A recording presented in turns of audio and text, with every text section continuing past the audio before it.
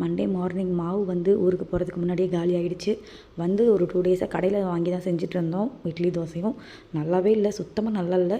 தோசை சுட்டலாச்சும் ஓரளவுக்கு நல்லாயிருக்குன்னு பார்த்தோம், அதுவும் ஒரு மாதிரி கொல கொலன்னு தான் இருந்துச்சு.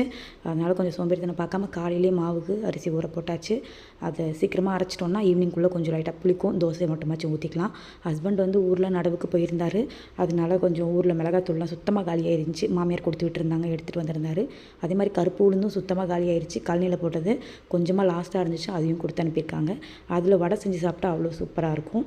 காலையிலே வந்து கருவாடு குழம்பு தான். அடிக்கிற மழைக்கு நல்லா சில்லுன்னு இருக்குது கிளைமேட். இப்போது கருவாடு தொக்கு மாதிரி வச்சு சாப்பிட்டா அவ்வளோ சூப்பராக இருக்கும். கொஞ்சமாக ஆனியன் போட்டு ஆம்லேட் போட்டு சாப்பிட்டாச்சு காலையிலேயே.